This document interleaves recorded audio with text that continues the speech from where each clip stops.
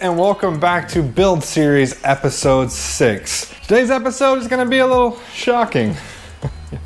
We'll get that joke in a second. Today we're going to be installing the Fox Street Performance RC1 Shocks. Get it? Shocking. Like I said, these are the Fox Performance RC1s. These are the 13.5-inch version, so they should give us anywhere between about 1.25 inches to 1.5 inches of lift over stock, and performance-wise, it should be night and day. Now, of course, before we get started with the build, I do want to give a quick shout out to the sponsor for this episode, Get Lowered Cycles. Get Lowered is, of course, your one-stop shop for everything Harley and Harley related, whether it be suspension upgrades or fairings or performance parts or even a new helmet, new pair of gloves. Get Lowered has what you need. They take care of us here at Bike and Bird, and they will take care of you as well. And just for a small token of appreciation for all you bird brains, they are offering a free t-shirt with every order over $100. Simply get the order over $100, go pick out a Get Lowered t-shirt of your choice, go to your cart and enter the code Bike and Bird, and it'll discount the order to get that t-shirt absolutely free. This should be a quick and easy install. I'd give it maybe a 3 out of 10 on the difficulty scale. Hey guys, Future Bike and Bird here, just looking at this dumb face that I'm making. A little pro tip here, never ever say that a project is going to be easy, because that will pretty much guarantee that it is not going to be easy. I'll show you why here in a second. But it should make the bike look and ride completely different, so I'm extremely excited for this, so let's get to work.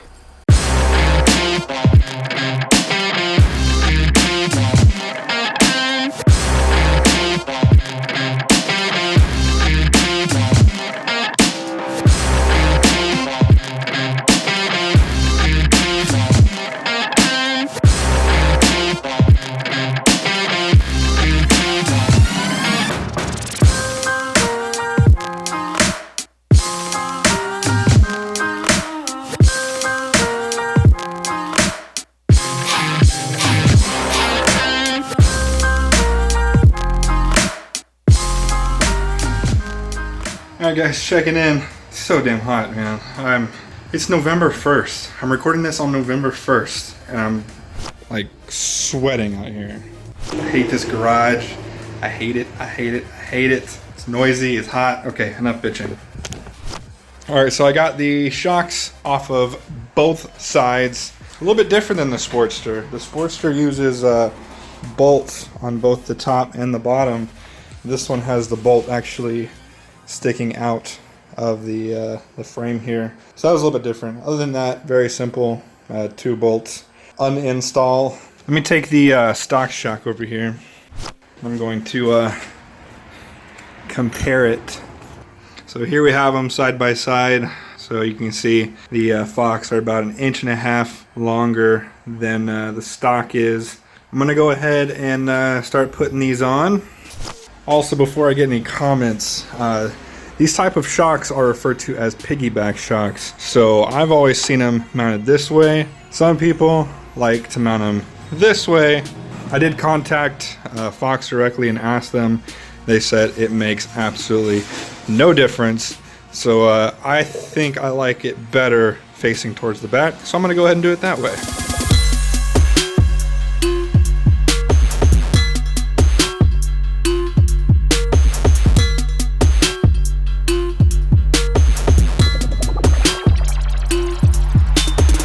Alright, so here's the basic setup. If you're not familiar with how our swing arms work, that piece right there is where it hinges, that little silver disc. So beforehand, hold on, I need both hands on this. So before, it used to sit right about there. So I was able to back this out, no problem. But now, since we're 1.5 inches higher than we were, now the exhaust is in the way. So I don't know, I'm gonna have to try a couple things. It might just not work with this exhaust. Let me work on it and I'll check back with you guys.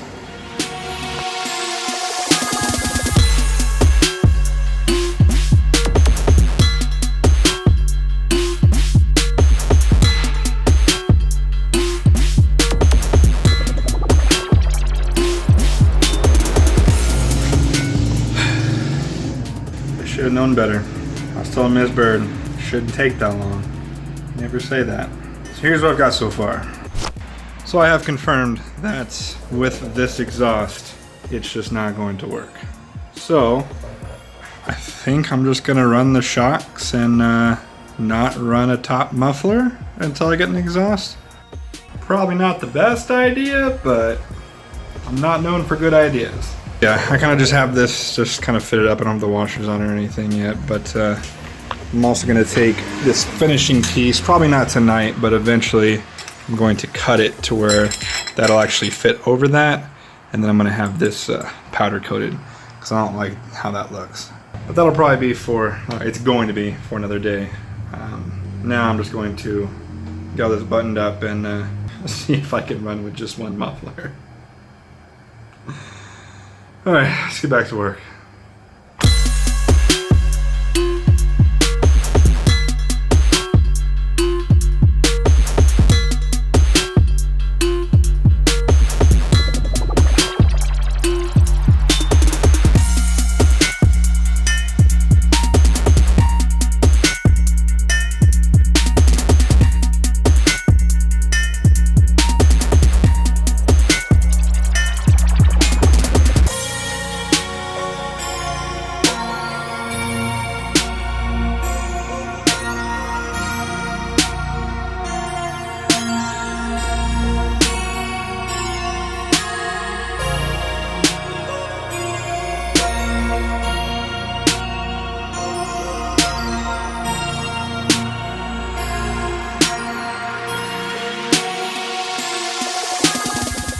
Well, things have gone from bad to worse. As you can see, this no longer has any threading in it. Thankfully, it didn't actually strip this part of it. This part's still good. I just gotta clean up the threads. But this piece is done for. I don't know if I cross-threaded it or what. It doesn't look cross-threaded. It looks like this piece just failed, but for all I know, I could have cross-threaded it. It could be my fault. Who knows? But yeah, that's gonna completely stop my progress for tonight. Do you mind? So that being said, I'm gonna have to pitch this off to future Justin and let him finish this up. Thanks, past Justin. Just got back from the air show. That was kind of cool. First class ball. That's what that Cora, tiger, a single remote.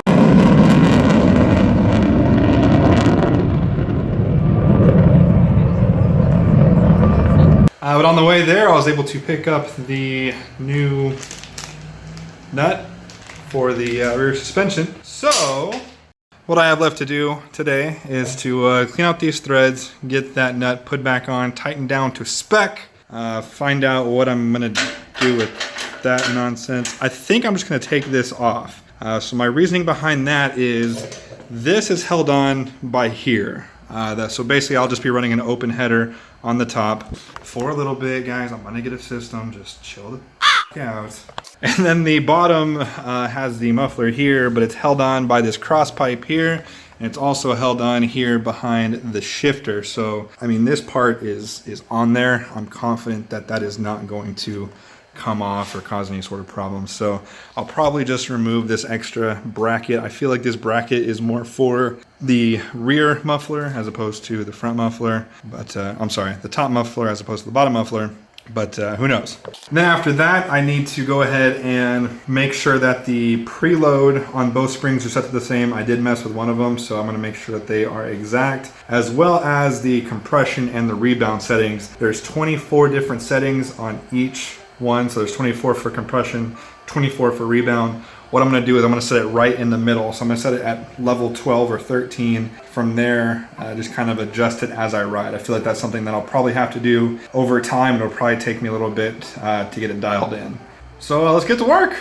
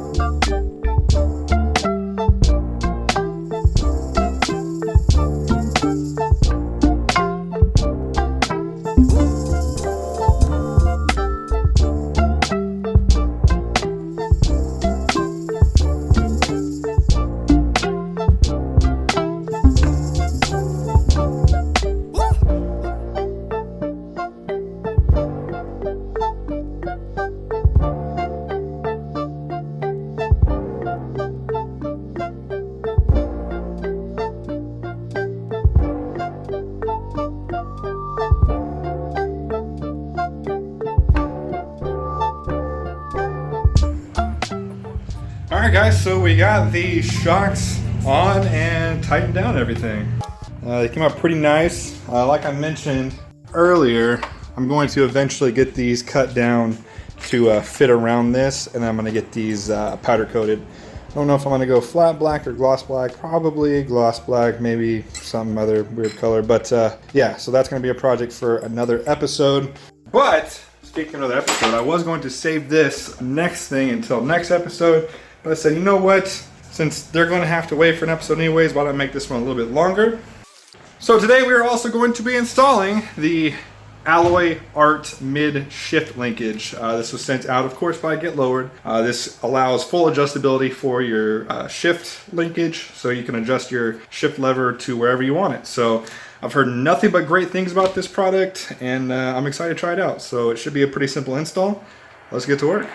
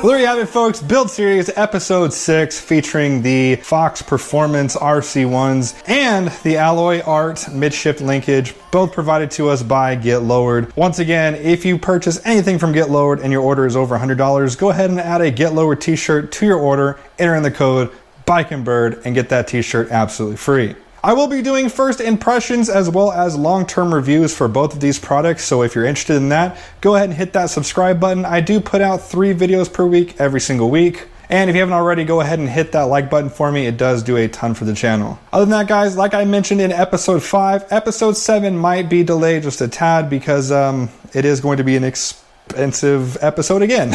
Not as expensive as this one, but pretty close. If you haven't figured it out already, it's going to be an exhaust system, so please, please, please save me the, oh, it's gonna run like crap, oh, that's bad for your bike comments. I understand, like, I know running an open header on one, and it's not good.